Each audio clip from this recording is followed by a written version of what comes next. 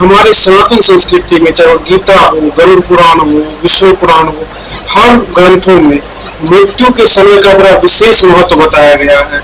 और मृत्यु के समय में हम क्या सोचते हैं, हमारे कैसा चिंतन रहता है, उस पर ही हमारा अगला जन्म वह निर्धारित किया जाता है। इसलिए मृत्यु के समय का बड़ा महत्व होता है। तो आज हम लोग गीता के अनुसार मृत्यु के समय मनुष्य को क्या सोचना चाहिए और क्या नहीं सोचना चाहिए, इसके बारे में विस्तार से जानेंगे। आप लोगों से अनुरोध है कि कृपया अंत तक बने रहे, क्योंकि शुरुआत में आपको थोड़ा सा उबाऊ लग सकता है, लेकिन जैसे जैसे आप ये वीडियो को अंत तक देखेंगे आपको मजा आता चला जाएगा। इसलिए आप लोगों से अनुरोध है कि इस वीडियो को अंत तक जरूर देखें।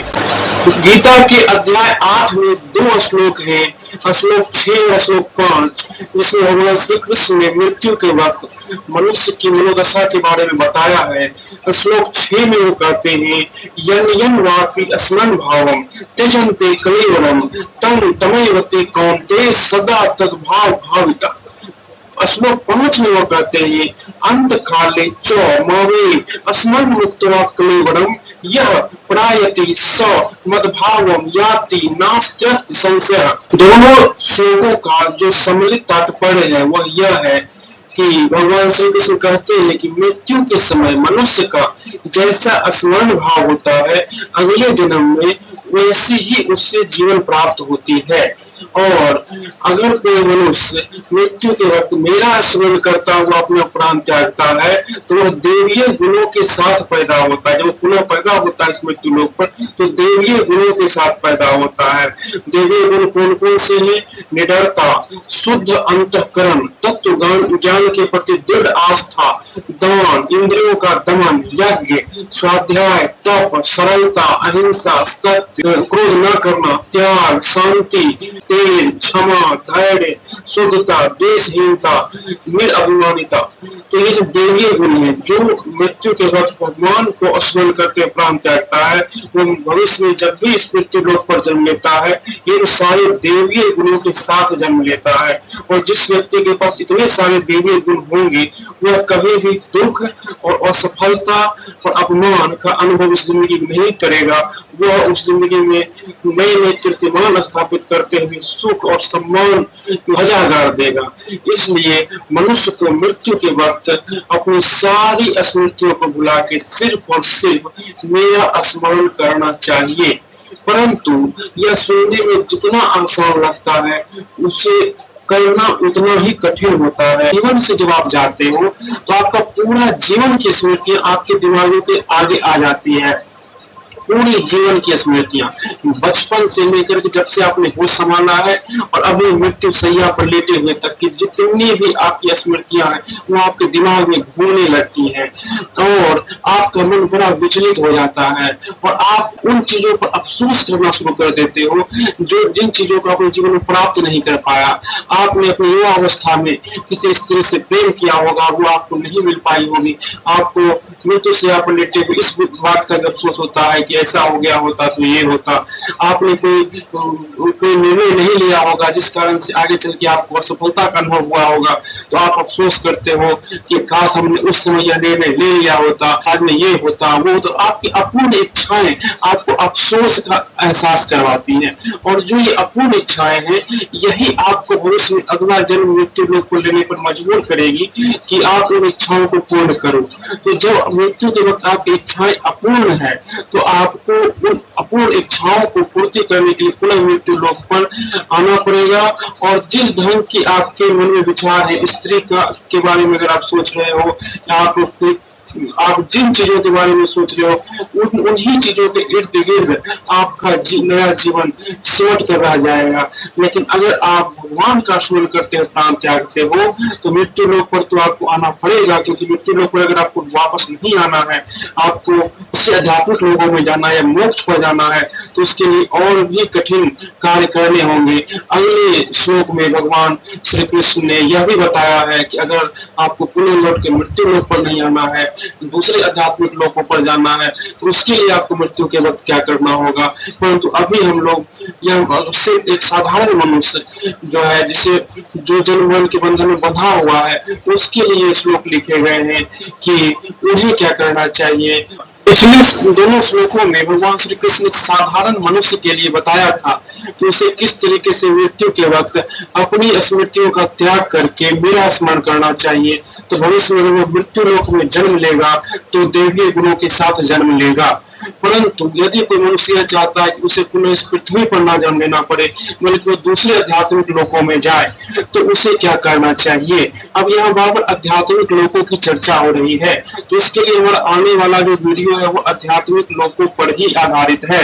इस पृथ्वी पर, क्षमा करें, इस ब्रह्मांड में कुल 14 आध्यात्मिक लोक बताए गए हैं पृथ्वी सहित, जिसमें से पृथ्वी से ऊपर के जो 6 लोक हैं उन्हें उच्च लोकों की संज्ञा दी गई है, जिसमें जाना किसी भी मनुष्य के लिए, किसी भी मनुष्य की आत्मा के लिए एक बड़ा ही गौरवान्वित पल होता है।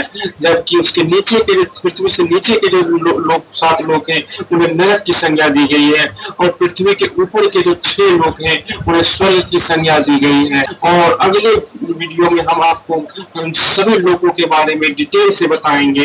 तो अभी बस इतना ही जान लीजिए कि अगर मृत्यु लोक में नहीं कोई आना चाहता है तो उसे क्या करना होगा कि प्रयाण काले मन साचलेन भक्त्या युक्तो योग बलेन भ्रुवो मध्य प्राण मावसे सम्यक स तम परम पुरुष मुपैति दिव्य। पुनः श्लोक 13 में कहा है ओमित्याक्षरम ब्रह्म विभार नामुष्यमान यह प्रायति त्यजन देह सो याति परमाम गति। इसका तात्पर्य, दोनों जो श्लोक है उसका सम्मिलित तात्पर्य यह है कि मृत्यु के वक्त जो व्यक्ति अपने पूरे शरीर की जो आत्मा को भ्रुकुटी पर, यहाँ पर भ्रुकुटी पर स्थिर कर लेता है और पूरे मन योग से स्मरण करता है, सिर्फ स्मरण नहीं करता है बल्कि अपनी आत्मा को इस भ्रुकुटी में स्थिर करके पूरे मन योग से मेरा स्मरण करता है, तो वैसा जो व्यक्ति होता है जब अपने प्राण त्यागता है तो उसे इस मृत्यु लोक में पुनः नहीं आना पड़ता है बल्कि दूसरे आध्यात्मिक लोकों को प्राप्त करता है। तो यह करना एक साधारण मनुष्य के लिए काफी कठिन है अगर उसने पूरे जीवन में प्रयास नहीं किया है।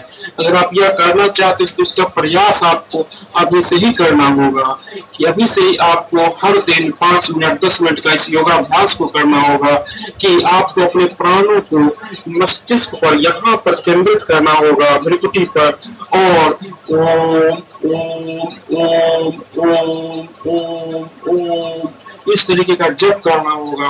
तब जाके आप मृत्यु के समय में ऐसा कर पाओगे, क्योंकि मृत्यु के समय में मनुष्य का मन ऐसे ही विचलित होता है और उस समय में अपने प्राणों को भ्रुकुटी में स्थिर करके ओम ओम ओम का जप करना, चाहे वो जप मन ही मन क्यों ना हो, इतना आसान नहीं होता।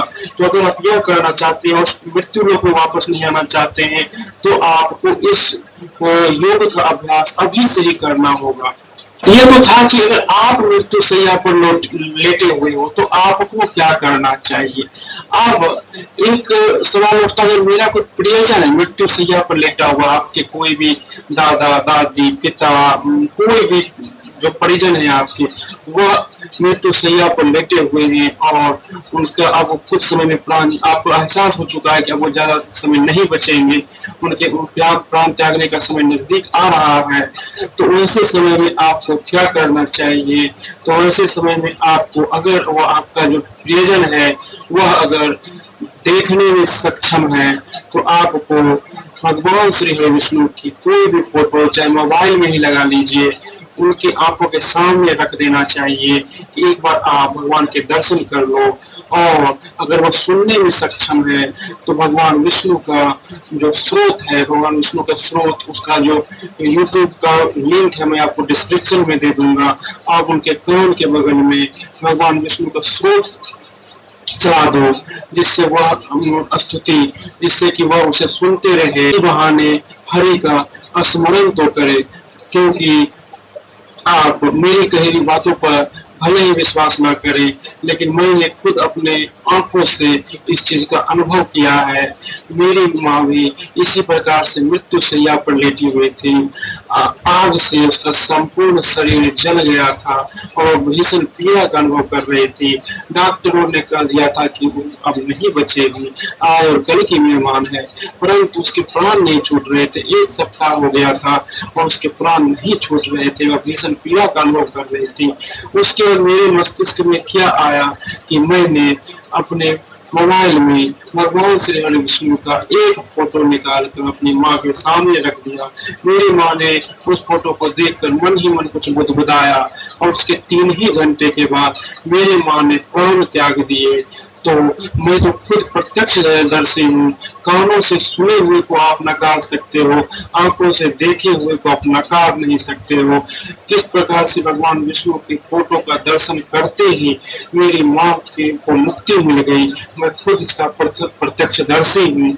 इसलिए आप सबों से अनुरोध है कि कृपया करके आपका कोई परिजन अगर मृत्यु शैया पर लेटा हो और आपको विश्वास हो जाए कि वो अब नहीं बचेगा, आज नहीं तो कल, 2 दिन, 4 दिन, 5 दिन का मेहमान है, तो आप उन्हें नित्य भगवान श्री हरि विष्णु का फोटो दिखाते रहें और उनके बगल में अगर वो सुन सकता है तो भगवान विष्णु की जो स्तुति है, स्रोत की स्तुति, उसको वाचन करते रहे या यूट्यूब में ही या कहीं से उसको बजाते रहे धीमी ध्वनि में, जो उनके कान में जाता रहे और उनके मन मस्तिष्क को हरि पर एकाग्रचित करने में उनकी मदद करे और उनका परलोक सुधर जाए। तो उम्मीद है आप लोगों को यह वीडियो अच्छी लगी होगी और अगर आप लोगों को यह वीडियो अच्छी लगी तो कृपया करके इस चैनल को सब्सक्राइब कर दें। जय श्री हरि विष्णु।